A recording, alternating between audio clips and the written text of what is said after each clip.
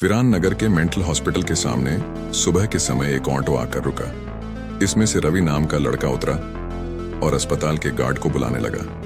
कुछ देर तक जब कोई नहीं आया तो रवि खुद ही गेट खोलकर अंदर जाने लगा। जैसे ही रवि ने गेट खोला, एक आदमी ने उससे पूछा कि तुम टीवी ठीक करते हो? रवि ने जवाब दिया, नहीं। यह सुनते ही उस आदमी ने रवि को जोरदार थप्पड़ मारते हुए कहा कि यहां से अभी सिर्फ टीवी ठीक करने वाले को अंदर आना था, तुम यहां क्या कर रहे हो? रवि को कुछ समझ नहीं आ रहा था। थप्पड़ खाने के बाद उसका सिर भी चकराने लगा, लेकिन किसी तरह खुद को संभालते हुए रवि ने कहा कि मैं यहां नौकरी के लिए आया हूं। तभी एक डॉक्टर और उसके साथ 4 कंपाउंडर भी गेट के पास पहुंच गए। उन्होंने थप्पड़ मारने वाले इंसान को पकड़ लिया। डॉक्टर ने कंपाउंडर से कहा कि जाओ इसे ले जाकर ट्रीटमेंट की तैयारी करो, मैं जल्दी आता हूं।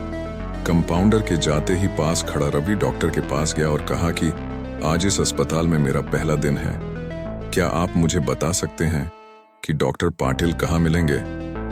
डॉक्टर ने जवाब देते हुए कहा कि मैं ही पाटिल हूं। तुम यहां से सीधे जाकर अपना जॉब लेटर ऑफिस में जमा करो और वहां से ड्रेस लेकर बगल के कैबिन में आ जाना।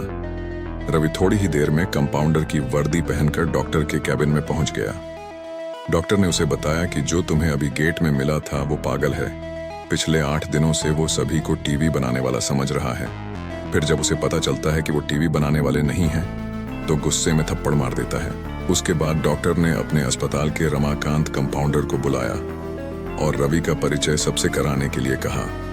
रमाकांत ने कुछ ही देर में रवि से सबको मिलवा दिया और फिर उसे मरीजों के कमरे में ले गया।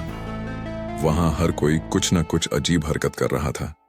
कोई दिल टूटने वाली शायरी सुना रहा था तो कोई फिल्मी संगीत गाते हुए डायलॉग मार रहा था।